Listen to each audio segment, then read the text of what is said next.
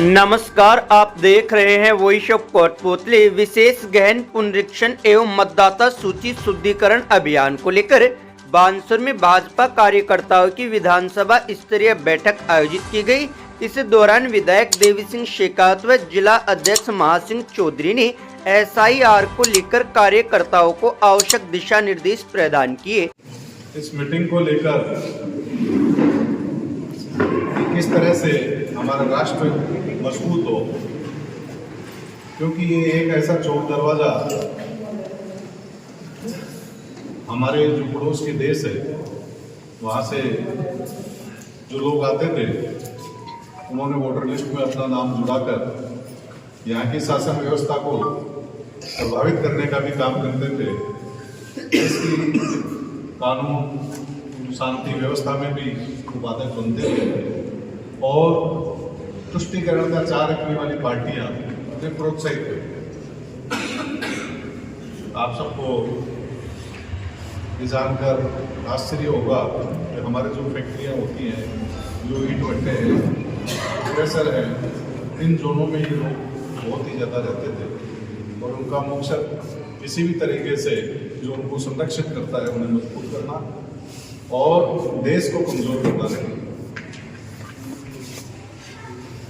इसके लिए एक सही उपाय ये देखा, पहले से ही चल रहे उपाय 87 में जैसे बताया 2002 में भी हुआ, और ये जो मतदाता सूचियाँ हैं इनका इन्वेस्टिगेशन बिल्कुल सघन तरीके से हुआ।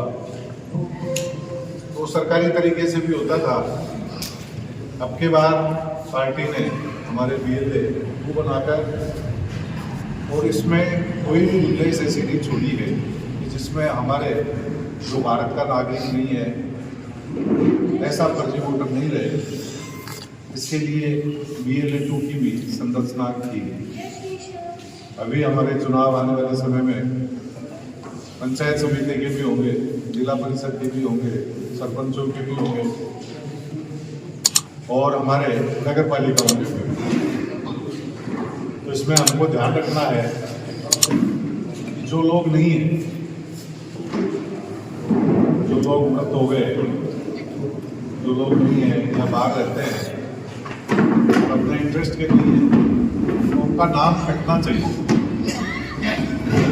और कुछ लोग जो यहाँ आते जाते रहते हैं लेकिन किसी कारणवश उनका नाम यहाँ नहीं जुड़ पाया और हमारी विचारधारा के लोग हैं, उन सब लोगों के नाम सूची में जुड़ना चाहिए। तो मुख्य बात तो यही है कि ये मतदाता सूची का पुनर्निरीक्षण है और इसके माध्यम से राष्ट्र का सशक्तिकरण है। अभी हमारे आत्मनिर्भर अभियान चल रहा है और उसका जिले भर का कार्यभार हमारे सज्जन जी मिश्रा साहब देख रहे हैं। आने वाले समय में यहाँ फिर जिस तरह से गांव-गांव में की गाड़ियाँ जाती हैं वैसे व्हीकल पार्टी मिलेगी और हमें लोगों को संकल्प दिलाना है कि हम जहाँ तक हो सके वहाँ तक भारतीय चीज़ों का दैनिक उपयोग, उपभोग में और व्यापार में हम उन चीज़ों का उपयोग लाएं जिससे हमारा जो भारतीय उत्पादक करता है वो भी मजबूत बने और देश की समृद्धि बढ़े और हमारी जो जिन कामों पर विदेशों पर हमारी डिपेंडेंसी हो गई या निर्भरता हो गई वो हमारी खत्म हो गई। इससे भारत सशक्त होगा। एक बार ये लगता है कि चीज़ें हमें महंगी मिल रही हैं, लेकिन जब हमारे जो उत्पादन करता है उसको ये विश्वास हो जाएगा कि मेरा उत्पाद इस बाजार में बिकेगा, तो वो उस चीज़ में और एक्सपर्टनेस अपनी पैदा करेगा और उस क्वालिटी का जो प्रोडक्शन वो कर रहा है उसकी श्रेष्ठ क्वालिटी हमें देगा और भारत इस तरीके से एक बहुत आगे टेक्निकल तरीके से बढ़ेगा। अभी बहुत समय पहले की बात नहीं है, हमारे जितने फोन सारे ताइवान, वियतनाम या चाइना में आ रहे थे, अभी सारे हमारे यहाँ इंडिया में बनने लगे और हमारा जो विदेशों में टैलेंट है, भारतीयों में दिमाग की कोई कमी नहीं है। पूरी भारत की जितनी बड़ी कंपनियां हैं उनमें ज़्यादातर लोग हमारे हिंदुस्तानी हैं। एक समय ऐसा आया कि हमारे यहाँ जनसंख्या ज़्यादा होने की वजह से और बेहतर कैरियर डेवलप करने के लिए हमारे बच्चे बहुत विदेश चले गए और उन्होंने उन देशों को समृद्ध भी किया, मजबूत किया और डिसिप्लिन में रहे और हमारी भारतीय अर्थव्यवस्था को मजबूत किया। क्योंकि बाहर कहीं भी कमाता है आदमी तो अपने घर में से भेजता है, और वो लोग जो बाहर गए, विदेशों में गए, चाहे यूरोप कंट्री में गए, चाहे दक्षिण के कंट्री में गए, उन लोगों ने हमारे देश के लिए विदेशी मुद्रा भंडार का बहुत बड़ा हमेशा सपोर्ट हमें रखा और देश की आर्थिक व्यवस्था को उन्होंने मजबूत रखा। आज भारत बहुत तेजी से आगे आ गया और पूरे मोदी जी के समय में जब उन्होंने शासन संभाला 2014 में, तब भारत पूरे विश्व की अर्थव्यवस्था का 11वें पायदान पर पिछले सरकार के समय 5वें नंबर पर आ गया, आज चौथे पर है। वो बहुत जल्द भारत आर्थिक स्थिति में तीसरे नंबर पर पहुंच जाए। इसका मुख्य कारण ये है कि हमारा जो पैसा, देश का जो हमारा पैसा है, वो ज़्यादा पैसा, लगभग आधे से ज़्यादा पैसा हमारा तेल खरीदने में जाता है। और तेल के लिए सस्ते विकल्प के रूप में मोदी जी ने अपने कार्यकाल में अमेरिका की परवाह किए बगैर सस्ते दामों से रशिया से तेल खरीदा। और ये कारण है कि आज हम जितने यहाँ डेवलपमेंट देख रहे हैं, इंडिया में इतना प्रोग्रेस हो रही है जितनी आज तक नहीं हुई। वो आपका और हमारा सबका पैसा जो विदेशों से तेल खरीदने में जाता था, उसकी जो बचत आती थी वो आ रही है और वो भारत को मजबूत करने में हमारा पैसा लगता है। दूसरा, अभी जो हथियार हम विदेशों से आयात करते थे, हमारे जो देश के लोग हैं वो उत्कृष्ट किस्म के हथियार बनाने लगे और जिन देशों को हम हथियार मंगाते थे जिनसे, वो देश भी हमारे हथियारों की डिमांड करने लगे हैं। ये एक शुभ संकेत है, क्योंकि हमारी निर्भरता हथियारों पर दूसरों पर खत्म होगी तो हमारे देश का पैसा बचेगा और विदेशों से भी आएगा। बाकी मुझे ये लगता है कि और होता इसकी इज्जत से हमारा भारत बाहर आ चुका है और अब जो भारत का जो बेस है वो मजबूत करने का समय आ गया है। और बार बार जो विकसित भारत संकल्प मोदी जी 2047 कहते हैं, अगर शासन व्यवस्था अच्छी रही, हमारे देश में कानून व्यवस्था अच्छी रही, देश में शांति रही और पूरे विश्व का झुकाव, पूरे विश्व के इन्वेस्टर हमारे यहाँ आकर अपना पैसा लगाने लग गए और हमारे भी जो लोग जिनके पास पैसा बहुत ज़्यादा होता है लेकिन किसी विवाद की जगह से और माथापूरी की वजह से ऐसा नहीं लगाते हैं कि भाई कौन माथापूरी करेगा धंधे में, ब्याज से कमा लेते हैं या कहीं और तरीके रखते हैं, वो लोग सब अपना पैसा प्रोडक्टिविटी में जब डाल देंगे तो यहाँ रोजगार भी बढ़ेगा और भारत सोने की चिड़िया बनेगा। इसमें कोई शक नहीं। हम सब ने देखा है हमारे यहाँ जो हैजा, डिप्थीरिया, काली खांसी, ऐसे जो रोग भारत में पहले होते थे, तो आज़ाद भारत के बाद में हमारे 14 साल बाद में कभी प्लेग का टीका आया, कभी 5 साल बाद में कोई टीका आया। मोदी जी ने पहली बार पूरे विश्व को विश्वास दिलाया और पूरी दुनिया में भारत के बैठ के जो भारतीय हमारे शोधकर्ता थे, हमारे वैज्ञानिक थे, हमारे चिकित्सक थे, उन्होंने शोध करके हमारे टीके बनाए और देश को भी सुरक्षित किया और पूरे विदेशों में भी वो टीके लगे। आज इतनी योजनाएं चलती हैं कि नगर परिषद में जितने आवास की डिमांड होती है उतने फार्म भी नहीं आ रहे। गरीबों के लिए इतने आवास की डिमांड सरकार तुरंत पूरी करती, नगर पालिका से। चहुमुखी भारत का विकास हो, ये मोदी जी का संकल्प है और आप सब लोग यहाँ बैठे हैं। आप सब लोगों के काम करने के लिए एक इस छोटे से ग्रुप में मुझे भी काम मिला है और आप सब लोगों ने एमएलए के रूप में मुझे जिताया, मैं अपनी पूरी कोशिश से, पूरी ईमानदारी से इस क्षेत्र को आगे बढ़ाने में लगा हुआ हूँ। मेरा कोई भी दिन ऐसा नहीं रहता जब मैं इस क्षेत्र के विकास को लेकर चिंतित नहीं रहता या प्रयत्नशील नहीं रहता। और इसी का परिणाम है कि हमारे यहाँ भी जागरूक लोग बैठे हैं, सभी लोग आजकल आइडेंटिटी हैं। चाहे किसी भी योजना का पैसा आता हो, चाहे कोई भी योजना आती हो, हमारे बामसुर का हक उसमें बहुत ज़्यादा होता है। दूसरी बात ये माने, हमारी सारी कॉन्स्टिट्यूंसियों से हम आगे रहते हैं, पीछे नहीं रहते हैं। ये हमारी सजगता है और आपको आज हमारे यहाँ लगभग 200 करोड़ के सड़कों के कार्य पूरे विधानसभा क्षेत्र में चल रहे हैं और ये सारे कार्य इनको होने में थोड़ा टाइम लगेगा। आज महासिंह जी बता रहे थे, आप सबको पता है, अभी हमारे 1 साल और 10 महीने का समय हुआ है और जो घोषणा पत्र राजस्थान में हमारी भारतीय जनता पार्टी ने किया था उसमें बहुत ज़्यादा कार्य पार्टी कर चुकी है और पूरे के पूरे 100% कार्य जो हमारे घोषणा पत्र में थे, मुझे लगता है 5 साल उनकी भी जरूरत नहीं रही, 3.5 या 4 साल में जो कार्य थे वो टारगेट पूरा कर लिया जाएगा।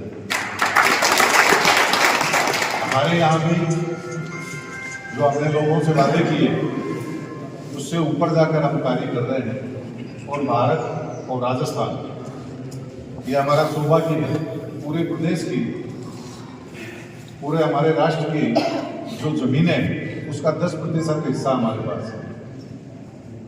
10% हिस्से की हिस्सेदारी राजस्थान को है। और अभी जो सबसे बड़े फील्ड जो रोजगार के खुले हुए हैं, जो ऊर्जा के क्षेत्र में हैं, या इन मिलेट्स करके मोदी जी हमेशा बार बार सुनते हैं। और आप सबको पता भी है कि हमारा जो भारत है इसमें मधुमेह नाम की बीमारी बहुत तेजी से बढ़ रही है। उसमें डॉक्टर ज़्यादातर लोगों को ये सजेस्ट करते हैं कि आप मोटा अनाज खाइए। मोटा अनाज जो हमारे बुजुर्ग खाते थे, कोई बोचड़ी बोलते थे, बेचड़ी बोलते थे, और भी हमारे यहाँ तो नहीं है, बाकी रागी का आटा भी होता है। हमारे हाड़ों के क्षेत्र में बहुत ज़्यादा चना खाया जाता है, बहुत ज़्यादा ज्वार खाया जाता है। मेवाड़ में हमारे यहाँ मक्की खाई जाती है और हमारे क्षेत्र में पहले तो हर घर में सर्दियों में बाजरे का ही काम किया जाता था, लेकिन अब आजकल क्या नया आ गया और ज़्यादातर गेहूँ हम उपयोग में लेने लगे। तो हम सबको बाजरा, ज्वार, मक्का, रागी, इन सब पर हमें फोकस रखना चाहिए। और जो हमारे बुजुर्ग जो के साथ चना मिला के खाते थे, ये सब खाना चाहिए। इससे हमारा जो किसान वर्ग है वो भी समृद्ध होगा। आजकल लोग बहुत कर रहे हैं, बाजरे के कई बार रेट बड़े हाई हो जाते हैं। और सही बात तो ये है कि बाजरे की गुणवत्ता इतनी ज़्यादा है, अगर उसकी गुणवत्ता को देख लिया जाए तो उसके रेट गेहूँ से 2 गुना 4 गुना होते हैं। तो ये हमें तो सस्ते भावों में मिल रहा है, तो इसको सस्ता समझ के हमें इसको छोड़ना नहीं चाहिए। और अपना कम से कम, जिस तरह से पहले हमारे महिलाओं में आयरन की कमी नहीं होती थी डिलीवरी के टाइम, और आजकल हम बच्चियों को रोज इंजेक्शन लगवाते हैं, बहू बेटियों को माता वर्ग में, लेकिन हर महिला में आयरन की कमी होती है, हीमोग्लोबिन कम होता है, आयरन की गोली देते हैं। तो अगर हमारे बाजरे का खान पान हो गया तो हमारे बच्चे भी मजबूत होंगे, महिला भी मजबूत होगी और खून की कमी उनके शरीर में नहीं रहेगी। और जो हमारा ये मिलेट्स उत्पादन जो मोदी जी का हम सबको मंशा दिया है, हमारा राजस्थान बहुत समृद्ध से हो जाएगा, क्योंकि उत्पादन करने के लिए ज़मीन चाहिए और ज़मीन हमारे पास है। दूसरा, हमारी जो ज़मीन है वो इतने दिनों से खाली पड़ी हुई है, हमारी इस साइड की, पूर्वी राजस्थान की, पश्चिमी राजस्थान, और उस ज़मीन में आज तक केमिकल का उपयोग नहीं रहा। हम देखते हैं कि जहाँ ज़मीनों में केमिकल का उपयोग हुआ वहाँ कैंसर रोग बहुत ज़्यादा बढ़ गए और भी कई तरह की बीमारियाँ बढ़ गई। तो हम सबको एक तो ऑर्गेनिक खेती का भी ध्यान रखना चाहिए, क्योंकि हम सबको पता है। और दूसरों के लिए भी यूरिया पैदा नहीं करना चाहिए, कोई गंदी तैयारी लोकल और लोगों को बढ़िया दवा छिड़क के ज़्यादा मुनाफा कमाए।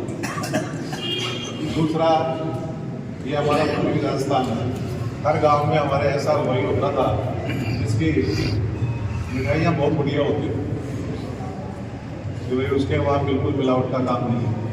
लेकिन हम सब लोगों ने लोग करके और दुकानदारों को भी बेईमान बना दिया और खुद भी जो डेयरी उत्पादन करते हैं